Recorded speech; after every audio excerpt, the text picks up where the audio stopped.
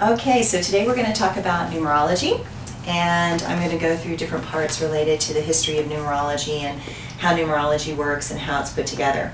I love numerology because as a reader, everybody kind of understands numbers a little bit. Like, we all have this intrinsic feeling that numbers mean something to us. And so our birth date, we know that that's like something special, and when our birthday number seems to show up, we seem to think it's something special, and so we have favorite numbers that we're drawn to, and we have associations that, oh, I had this house and it was a 9 and it was really exhausting, or we have all these associations with different things related to numbers. So I love teaching numerology because people kind of intuitively know it means something and it makes more sense to the left brain. So our left brain is always the thing that gets in the way of our intuition. And so what I find is that for me, I need something that my left brain doesn't fight too much with, so that my left brain can take it into my right brain doesn't want to mess with it, so I'll get this right. So let's get this right. So my right brain needs to be intuitive, my left brain needs enough information so that I can't freak out and argue with myself. So information-wise, numerology makes total sense to the left brain. So it loves the information related to numerology because it makes sense to it. And then from there, when the left brain relaxes, the right brain can actually dial in and take it even further and go deeper and deeper. So I love how in the TV shows Star Trek and Star Wars and everything, they talk about numbers and systems, and we all feel that the language of God is probably numeric. And so if you think of, how could we communicate with God, or how angels could actually talk to us, we sometimes feel like there's signs and signals everywhere, that we're having a really bad day and all of a sudden we see 333, and then the license plate in front of us is 333, and some part of us knows that we're getting a signal from somewhere, but we don't know how to translate that piece of information. So whenever I do readings, I do a combination of numerology, palmistry, tarot, and channeling. And I always start with numerology because when people are nervous and scared, numerology doesn't seem scary. Channeling seems really scary to people, like pulling something totally out of thin air can be terrifying to people. Whereas numbers, it's like, oh, I know numbers. It's like, I can understand that. I know my birth date. And it kind of relaxes the person so they become more open to receiving information. So when I was a kid, I was playing with numbers because I was reading palms when I was like 4 years old, and then I was reading tarot when I was about 7 years old. I was in a household with a father who was a brilliant mathematician and did a lot of calculus, and so I was in a house full of numbers, and so I loved numbers. I was fascinated by numbers. I was really good at math and sciences and cubic analysis and geometry and all these weird things. But what I felt was when I was looking at palms, and that you have 5 fingers and you have all these planets, and then you look at the cards and the cards are actually numbered, and there's kind of an interesting flow or sequence, and all the 2s are one way and all the 4s are one way, and you start to see that there's patterns within even groupings of cards. So I always knew that they meant something. When I was being trained as a Kundalini yoga teacher years ago, this teacher actually said a really, really simple thing to me. And what he said was, 1 is humility, 2 is negative mind, 3 is positive mind, 4 is neutral mind, 5 is physical body, 6 is arc line, 7 is strategies, 8 is sadness, 9 is empathy, 10 is radiance, and 11 is transcendence. The moment he said that simple thing, my brain exploded. And all of a sudden I felt like library books on shelves were rearranging in my head. And all of a sudden I came up with this particular system. And it just started evolving in my own head. I would have dreams where books were rearranging. It was the strangest thing. So something exploded up in my subconscious, and so I had always been using numerology and playing with it, and fiddling with it, and refining it, and this was for years and years and years. When I wrote my tarot book, and then I thought, gosh, I should write the numerology book. The tarot book was a really complicated thing, and it took me almost 4 or 5 years to write that book. The numerology book, I thought, I think I could do this pretty fast because I do this all day. I work with this all day. So I sat down and I wrote the numerology book in a month and a half with a full-time job. So it just poured out of me. It was this really amazing experience. And then when I got it, I suddenly thought, oh my gosh, what if I've plagiarized somebody? What if I've taken somebody's information? Even though I hadn't really studied a lot of different numerological systems, I had tried to dabble in the Kabbalah a little bit and then realized how vast and complicated it was. It was like astrology, and at that time it was one thing I just didn't want to have to take on in that particular moment. So I hadn't really officially studied all the different systems of numerology. I had kind of had my system, my own intuitive system that I've been playing with since I was younger. So I bought like 50 books from Amazon.com and read all these books and realized, wow, I haven't plagiarized anybody. In fact, I've created a new system. In fact, I've done something so radically different that in the Kabbalah, the numbers that they have as feminine, I have as masculine, and in the numbers the Kabbalah has as masculine, I have as feminine. So I'd actually flipped things. So I was like, okay, well, that's definitely not plagiarizing because I flipped it 180 degrees.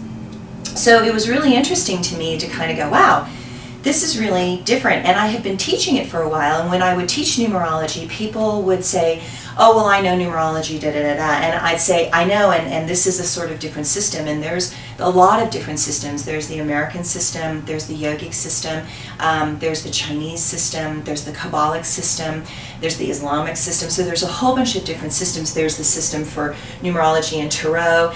So there's a whole bunch of systems out there. If I was to categorize this as having a flavor, I would say that my numerology has more of a flavor of the yogic system, but I don't use the yogic archetypes. So I actually use modern archetypes. So when we work with the book and we work with the numbers, you're going to find that I'm going to use archetypes, and you're going to say, she's using Princess Diana as an archetype for the number 3. And I do that because I'm trying to make a modern association with people.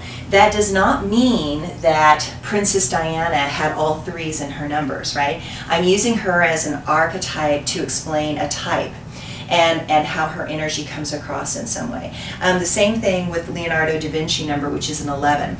I use him as the example of really expanded transcendent consciousness because he was so brilliant and he thought way outside of the box. And so I would tend to use him. But we aren't even 100% sure on Leonardo's birthday.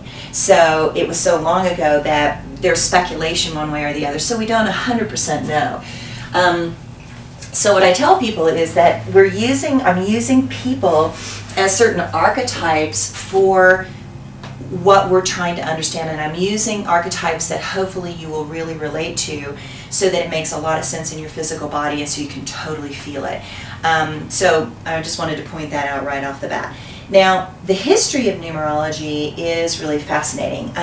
Pythagoras, who was the father of mathematics and numerology, really just loved numerology, and he looked at numbers from lots of different angles, and he had his own particular system. One of his favorite numbers was the number 7.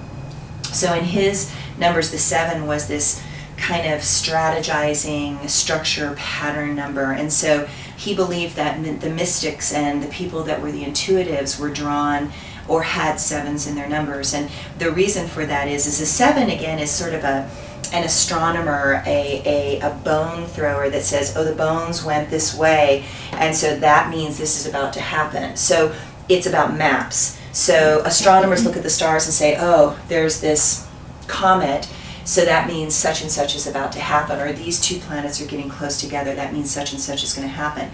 So 7s love patterns and structures and strategies and systems.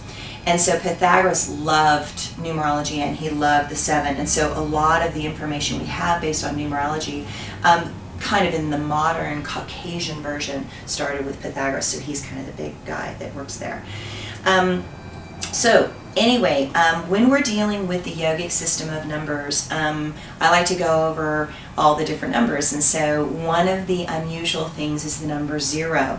Now, in the system of numbers that I use, you can imagine that there's not a lot of zeros that'll show up. So there's no month that is a 0, because January is 1, February is 2.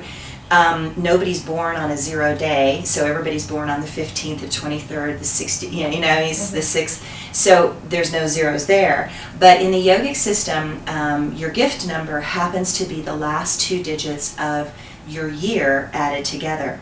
So the example of a 0 would be somebody born in 1800, 1900, 2000. So the only place you'll see a 0 in this system of numbers is related to if somebody's born at a century, right at the century mark. And so it's a little bit of an unusual thing, and I want to talk about it a little bit because it is not the norm, so you don't see it very often. And so when you look at the last 2 digits in the 00 and you add them together, the 0 is wholeness. It's completeness. So people who are born in the year 1900, 2000, they come in with a wholeness. Their gift is wholeness. Now the problem is that the 0 is kind of like the end and the beginning at the same time, so it's a full circle. So what you find is souls that come in born in those years usually come in carrying an idea whose time has come. So they oftentimes can be young souls. They actually don't necessarily need to be old souls.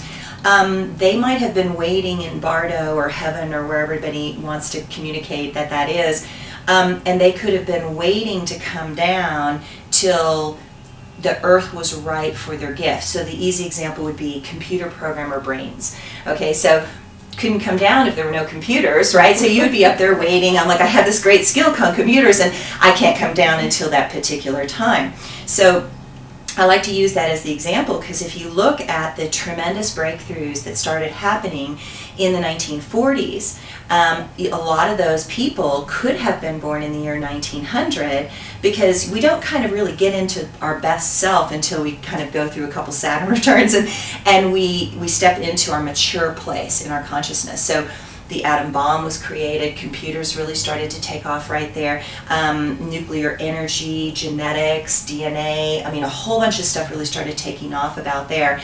And I haven't done the research to see if a whole bunch of those people were actually born in 1900, but I think it's an interesting thing to look at.